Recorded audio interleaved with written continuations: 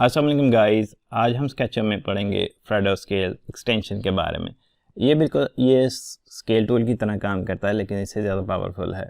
ये देखें, यहाँ पे अगर मैं इसे क्लिक करूँ या फिर पूरे ऑब्जेक्ट को सिलेक्ट करके इस तरह स्केल करूँ तो ये कुछ इस तरह स्केल करता है। राइट, ये देखें कुछ इस तरीके से, जो कि परफेक्ट नहीं है। ठीक है जी। और अगर आप इसे यूज़ करते हैं फ्रेडो स्केल, तो ये देखिए ये परफेक्ट तरीके से इसे स्केल करेगा, कहीं भी लेकर जा सकते हैं। ये इस तरह डबल क्लिक का भी यहाँ पे इस्तेमाल कर सकते हैं। ये देखें, अगर मैं इसी पॉइंट पर डबल क्लिक करूँ तो फिर एक पॉइंट जो सेलेक्ट कर लूँ वहीं पे इसे लेकर जा सकता हूँ इस तरह। इसमें बहुत से ऑप्शन हैं, यानी ये जो जितने भी टूल्स हैं इन सबको सीखेंगे। और इसके अलावा यहाँ पे इसी के हवाले से कमांड भी शो हो जाती हैं इस बार के अंदर। अगर आप इस तरह कोई बॉक्स बना लेते हैं, उसके अंदर इस तरह को शेप बना लें, उसे भी इस टूल की मदद से स्केल कर सकते हैं। जैसे इसे मैं यूँ सेलेक्ट कर लेता हूँ, इस टूल के ऊपर यूँ क्लिक करूँगा तो यहाँ पे यूँ स्केल कर पाऊँगा। कंट्रोल की मदद से सेंटर में स्केल कर पाऊँगा। ठीक है जी। और आप चाहें शेप को ग्रुप कर लें या फिर ऐसे ही रख लें, तब भी आप शेप को स्केल कर सकते हैं कुछ इस तरीके से। ऊपर नीचे भी कर सकते हैं और कंट्रोल को प्रेस कर देंगे, दोनों तरफ स्केल होगा। तो ये जो बटन है इसके ऊपर यूँ क्लिक कर देंगे तो ये एक डायलॉग बॉक्स सामने आ जाएगा। यहाँ पे टूल्स को शो और हाइड कर सकते हैं, बाकायदा यहाँ से पढ़ सकते हैं इसके बारे में। इसे मैं क्लोज कर देता हूँ। तो लिंक डिस्क्रिप्शन में है, आप इसे वहाँ से डाउनलोड कर सकते हैं। इसके अलावा गाइस आप इसे इस तरह, ये जो शेप है 2D, इसमें भी यूज़ कर सकते हैं कुछ इस तरीके से, और इस तरह भी कर सकते हैं, यानी इन टूल्स का इस्तेमाल कर सकते हैं। और इसके अलावा आप राउंड शेप को भी यूज़ कर सकते हैं, यानी ये जो शेप है इसे सेलेक्ट कर लें, यहाँ पे भी इसे यूँ स्केल कर सकते हैं, ये छोटा बड़ा कुछ इस तरीके से। ठीक है जी। और इसके अलावा आप इन टूल्स का भी इस्तेमाल कर सकते हैं, जैसे बॉक्स टैपरिंग है तो इस तरह इसे छोटा कर सकते हैं कंट्रोल की मदद से। ये देखें बिल्कुल इस तरीके से, ये जो टूल है ये टैपिंग करने के लिए है। इस टूल का इस्तेमाल कर सकते हैं इस तरह की शेप के अंदर भी। ये देखें, इसको मैंने प्रेस किया और इस तरह ये शेप बना लूँगा मैं। ठीक है जी। ये और नेक्स्ट है हमारे पास जी ये शेप, जो कि स्केलिंग के लिहाज से रखी है मैंने। यानी अगर आप इस तरह शेप को यूँ सेलेक्ट कर लें या फिर उसे ग्रुप कर लें, ठीक है जी, तो आप स्केल के हवाले से, यानी ये जो शेप है इसके हवाले से भी इसे स्केल कर सकते हैं। इस पॉइंट पर मैंने डबल क्लिक किया, इस पॉइंट को सिलेक्ट करता हूँ और बाकी इस पॉइंट के ऊपर क्लिक करूँगा तो ये देखें इसी के हवाले से, यानी ये जो शेप है, ये जो इस तरफ है राइट साइड पे, उसके हवाले से ये जो शेप है वो स्केल हो चुकी है। ठीक है जी। नेक्स्ट है हमारे पास ये टैपरिंग टूल। ये इस शेप के ऊपर मैं अप्लाई करूँगा, इस शेप को सिलेक्ट कर लेता हूँ और इसके ऊपर यूँ क्लिक करूँगा तो गाइस यहाँ पे देखें कुछ इस तरीके से आप शेप को टैपर कर पाएंगे। और वापस इसके ऊपर मैं क्लिक करूँगा, इस तरह भी इस शेप को रख पाएंगे। ये देखें इस तरह ये शेप टैपर हो जाती है इस टूल की मदद से, जो नेक्स्ट है। और इसी टूल का इस्तेमाल करते हुए इन सीढ़ियों को सिलेक्ट कर लेता हूँ और मैंने ऊपर की तरफ लेकर जाना चाहता हूँ कुछ इस तरीके से। यहाँ पे भी कुछ ऐसे सेट कर सकते हैं। कंट्रोल Z को प्रेस किया मैंने, और इसके अलावा आप कुछ इस तरह भी इसे कर सकते हैं। ठीक है जी। ये आप जो चाहते हैं वो यहाँ पे बना लें। ठीक है। और उसके बाद हमें मिल जाते हैं यहाँ पे कुछ दो बॉक्स, और इन टूल्स का इस्तेमाल करूँगा यहाँ पे शेयरिंग के हवाले से। यहाँ पे मैंने क्लिक किया, इस शेप को सिलेक्ट कर लेता हूँ। सो यहाँ पे मैंने क्लिक किया और ये देखें मैं शेयर करना चाहता हूँ शेप को इस तरह, तो ये देखें शेयर हो जाएगी शेप। वापस कंट्रोल Z प्रेस किया और इस वाले हिस्से को शेयर करना चाहता हूँ तो ये देखें सिंगल फेस को भी मैं शेयर कर पाऊँगा। ठीक है जी। वापस कंट्रोल Z, और अगर आप चाहते हैं इस तरह से शेयर करना या फिर इस साइड पे, तो इस टूल की मदद से आप शेयर कर सकते हैं। नेक्स्ट टूल है वो है जी फ्रेडो स्केल का प्लानर शेयरिंग फ्री।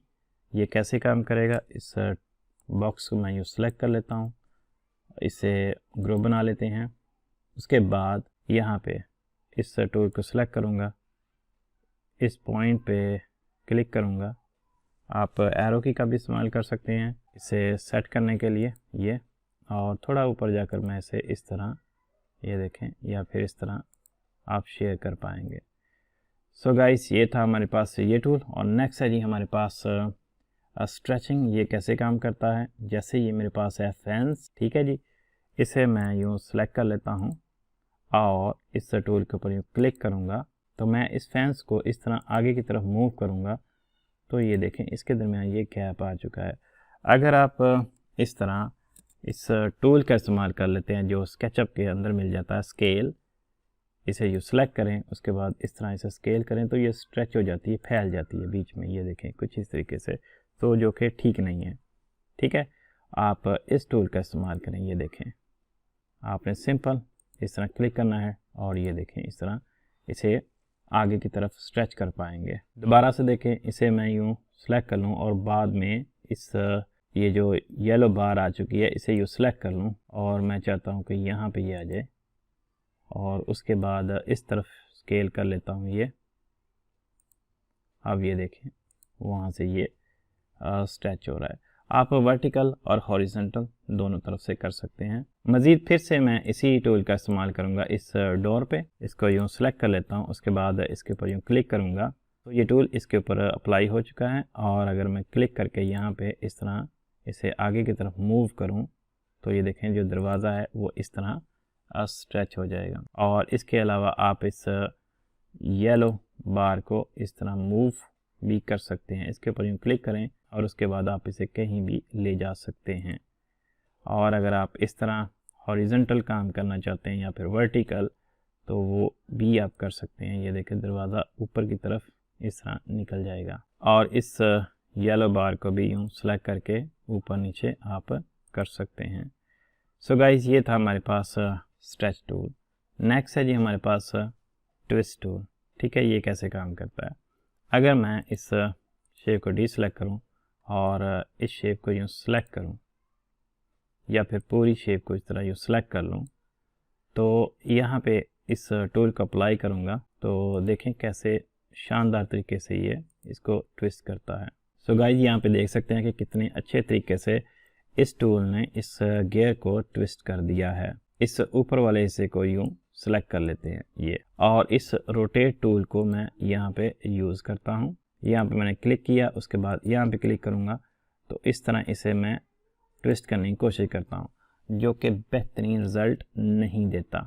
ठीक है, यहाँ पे देख सकते हैं। और अगर मैं इस तरह पूरी शेप को सिलेक्ट कर लूँ उसके बाद इस ट्विस्ट टूल को इसके ऊपर यूँ अप्लाई करूँ, सो गाइस यहाँ पे मैंने क्लिक किया और उसके बाद इस तरह इसे ट्विस्ट करूँ तो ये देखें कितने शानदार तरीके से इसने इसे ट्विस्ट कर दिया है।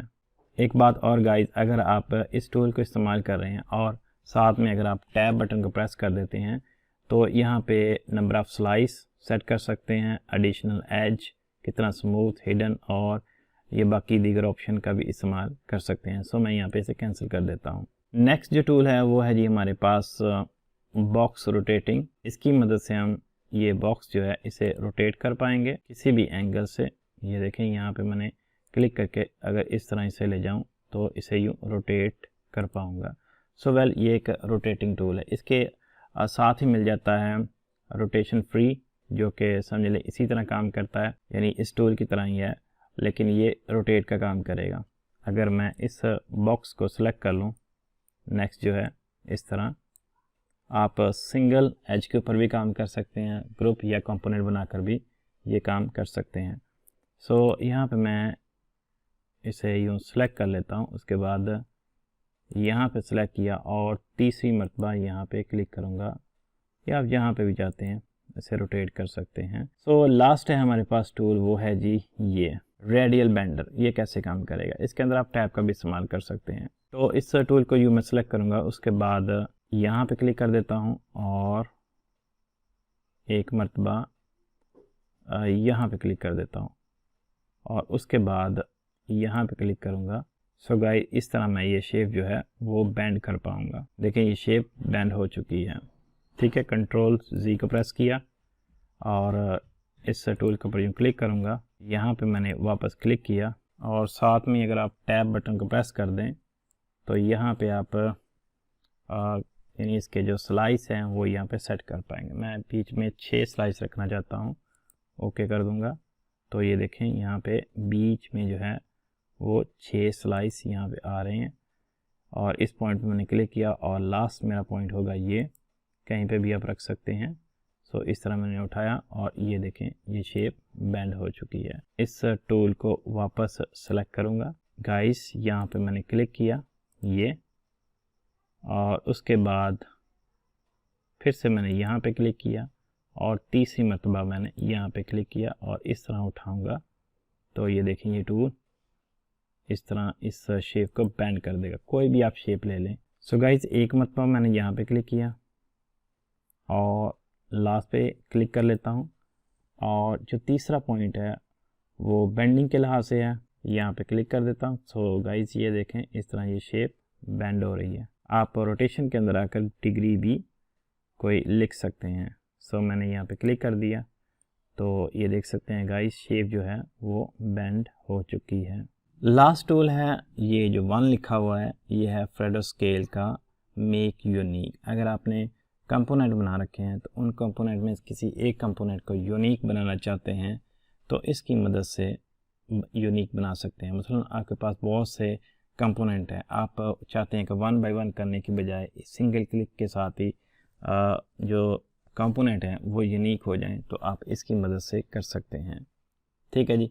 सो गाइस ये थी आज की वीडियो जिसके अंदर हमने सीखा फ्रेडो स्केल टूल के बारे में। तो मिलते हैं अगली वीडियो में, तब तक के लिए अल्लाह हाफिज़।